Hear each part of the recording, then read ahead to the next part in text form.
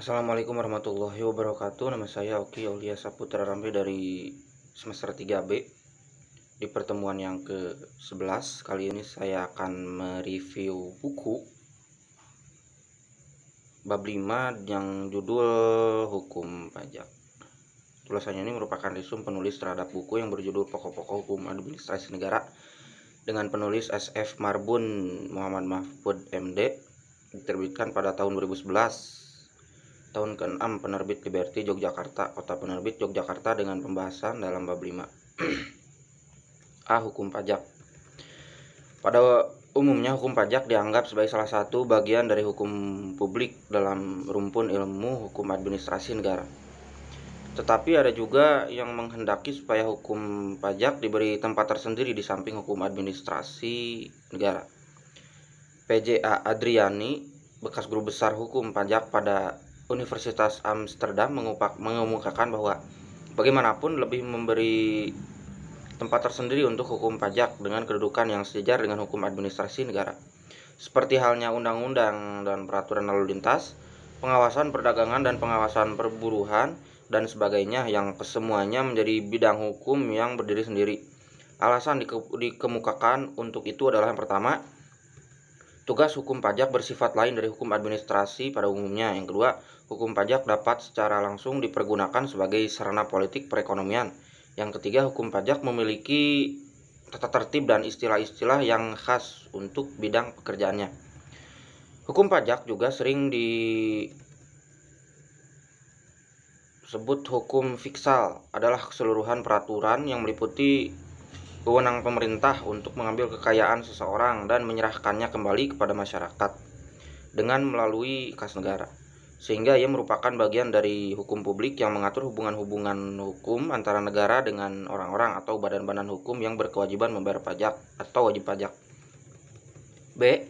Sejarah pungutan pajak. Pada zaman dahulu, orang-orang telah menganggap bijaksana dan berbudi luhur serta merasa bangga untuk secara sukarela turut serta memelihara kelangsungan hidup negaranya. Jalan seperti ini dapat dilihat pada alam pikiran rakyat Yunani kuno. Pikiran itu berlangsung terus sampai jatuhnya Romawi Barat pada tahun 476 Masehi, bahkan sampai ditemukannya benua Amerika. Akan tetapi lama-kelamaan permintaan secara sukarela tersebut berubah menjadi permintaan secara paksaan. Perubahan dari sukarela menjadi paksaan itu lebih didorong lagi oleh perluasan daerah jajahan atau ekspansi negara, di mana para rakyat di wilayah yang baru dimasuki itu tidak mau memberikan sumbangan sukarela tanpa dilakukannya secara paksa. Untuk menghindari bentuk-bentuk paksaan seperti di masa lampau itu, maka pada saat sekarang ini pada umumnya masalah perpajakan didasarkan kepada undang-undang. Mengenai definisinya, banyak sarjana yang merumuskannya dengan rumusan yang berbeda-beda. Rohmat Sumitro dalam bukunya Dasar-dasar Hukum Pajak dan Pajak Pendapatan memberikan definisi bahwa pajak adalah iuran rakyat kepada kas negara berdasarkan undang-undang yang dapat dipaksakan dengan tiada mendapat jasa timbal atau kontraprestasi yang langsung dapat ditujukan dan yang dipergunakan untuk membayar pengeluaran umum. Selanjutnya bagian C, Dasar Hukum Pajak di Indonesia. Menurut pasal 23 ayat 2 Undang-Undang Dasar 1945, segala pajak untuk keperluan negara berdasarkan undang-undang. Jadi dasar hukum pajak di Indonesia mendapatkan landasan konstitusionalnya, yaitu pasal 23 ayat 2 UUD 1945. Di samping itu, pengaturan pajak dengan undang-undang berarti juga bahwa pemerintah tidak boleh melakukan tindakan sewenang-wenang dalam menarik pajak tanpa dibatasi oleh undang-undang. Menurut penjelasan pasal 23 ayat 2, betapa caranya rakyat sebagai bangsa akan hidup dan dari mana didapatnya belanja buat hidup harus ditetapkan oleh rakyat itu sendiri dengan perantaraan Dewan Perwakilannya. Rakyat menentukan nasibnya sendiri karena itu juga cara hidupnya. Pada pasal 23 ayat 2 beserta penjelasannya itu memberikan petunjuk yang tegas bahwa kedaulatan rakyat dalam kehidupan bernegara di Indonesia mempunyai arti dan porsi yang sangat besar serta sangat menentukan jalannya pemerintahan. Peraturan perundang-undangan tentang perpajakan yang merupakan pelaksanaan dari ketentuan konstitusional pasal 23 ayat 2 Undang-Undang Dasar 1945 mengalami proses perkembangan yang cukup panjang. Pada awal kemerdekaan, peraturan perundangan tentang perpajakan itu adalah peraturan yang dibuat pemerintah kolonial atau penjajahan Belanda.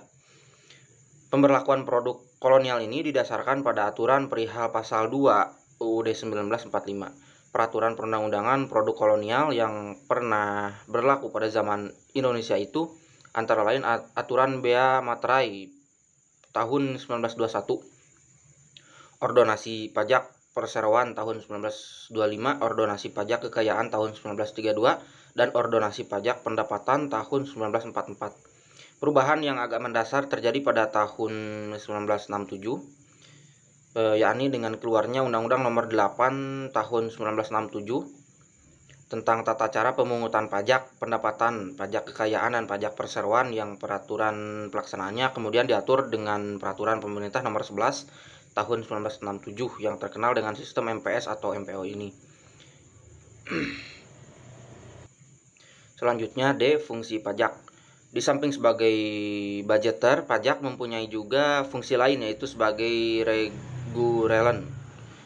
Dengan fungsi budgeter, pajak terletak di sektor publik dan merupakan suatu alat atau sumber untuk memasukkan uang-uang sebanyak-banyaknya pada kas negara yang kemudian dipergunakan untuk membiayai pengeluaran-pengeluaran negara yang di Indonesia pada umumnya dipergunakan untuk membiayai pengeluaran-pengeluaran rutin. Selanjutnya macam-macam pungutan. Secara garis besar, macam-macam pungutan yang umumnya dilakukan oleh pemerintah terhadap rakyat ada 3 macam pajak, yaitu pajak, retribusi, dan sumbangan. Sedangkan pajak sebagai pungutan dapat dibedakan menjadi yang pertama pajak subjektif dan pajak objektif, lalu ada pajak langsung dan tidak langsung, dan pajak umum dan daerah. Yang pertama pajak subjektif dan pajak objektif. Pajak subjektif adalah pajak yang pungutannya pertama-tama memperhatikan keadaan wajib pajak. Untuk menentukan wajib pajaknya haruslah dicarikan alasan-alasan objektif yang berhubungan dengan keadaan materialnya, yaitu daya pikulnya. Sedangkan pajak objektif adalah pajak yang pungutannya berlama-lama melihat kepada objeknya, baik berupa benda, keadaan, perbuatan, maupun peristiwa yang menyebabkan timbulnya kewajiban pajak. Yang kedua, pajak langsung dan tidak langsung. Penjelasan pajak ke dalam pajak langsung dan pajak tak langsung hanya untuk mempermudah teknis administratif belaka. Pajak langsung adalah pajak yang dipungut secara periodik atau berkala, di mana wajib pajak telah dapat ditentukan lebih baik sehingga sebelum permulaan tahun pajak telah dapat diubah atau dapat dibuat lebih dahulu daftar-daftar wajib pajak yang bersangkutan. Sedangkan pada tidak langsung, pajak tidak langsung adalah pajak yang hanya dipungut jika suatu ketika terdapat suatu peristiwa atau perbuatan seperti penyerahan barang-barang tak bergerak, pembuatan akte, dan sebagainya. Yang ketiga, pajak umum dan pajak daerah. Timbulnya pembagian antara pajak umum dan daerah disebabkan adanya kekuasaan pemerintah pusat pada daerah-daerah. Sedangkan asas hukum antara pajak umum dan pajak daerah tidak mempunyai perbedaan. Namun demikian, pajak daerah mempunyai asas bahwa pungutan pajak daerah tidak boleh merupakan rintangan keluar masuknya atau pengangkutan barang maupun orang dari atau ke dalam wilayah daerah.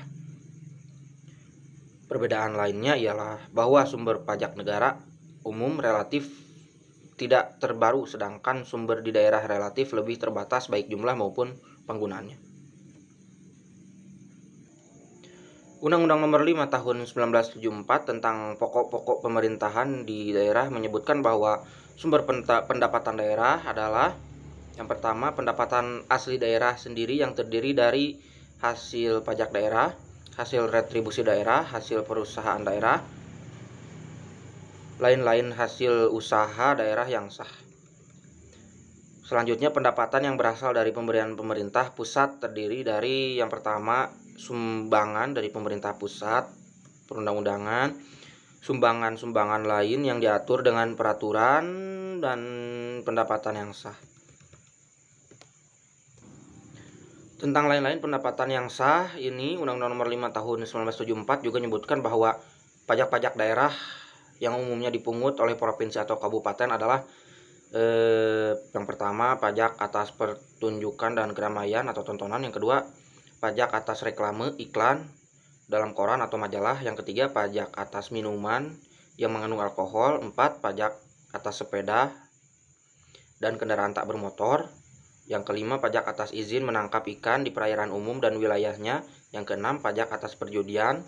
Kemudian yang ketujuh, pajak atas milik berupa bangunan beserta halamannya. Dan yang ke-8, retribusi, sumbangan, dan ireda atau ipeda.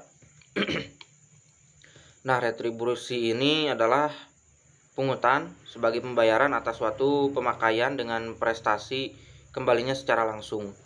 Pembayarannya tersebut oleh pembayar ditujukan semata-mata untuk mendapatkan suatu prestasi tertentu dari pemerintah, misalnya rekening listrik, rekening air, minum, dan sebagainya. Kemudian sumbangan adalah biaya-biaya atau pungutan yang dikeluarkan untuk prestasi pemerintah tertentu dalam menutupi kekurangan keuangan, seperti sumbangan untuk PON, MTQ, dan sebagainya. Kekurangan biaya tersebut tidak dikeluarkan dari kas umum sebab prestasi untuk kegiatan itu tidak ditujukan kepada seluruh penduduk, melainkan untuk golongan tertentu saja. Adapun IPEDA atau iuran pembangunan daerah dan IREDA atau iuran rehabilitasi daerah merupakan pungutan pusat yang diselenggarakan oleh suatu direktorat yang semula bernama Direktorat Pajak Hasil Bumi, yang kemudian sejak tahun 1975 diubah menjadi Direktorat Jenderal Pajak. IPEDA atau IREDA ini sekarang menjadi Pajak Bumi dan Bangunan atau PBB. Perlu ditekankan bahwa sekalipun IREDA dan IPEDA itu merupakan pungutan pusat, tetapi penggunaannya bukan untuk pusat melainkan untuk daerah guna kepentingan pembangunan dan rehabilitasi perusahaan daerah.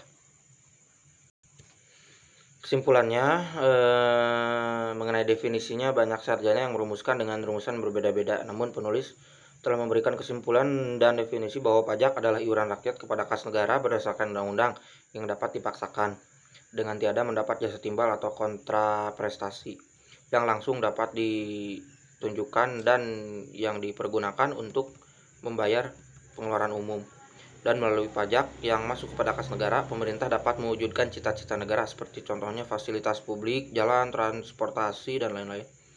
Mungkin sekian review buku dari saya. Mohon maaf bila banyak sekali kesalahan dan kekurangan.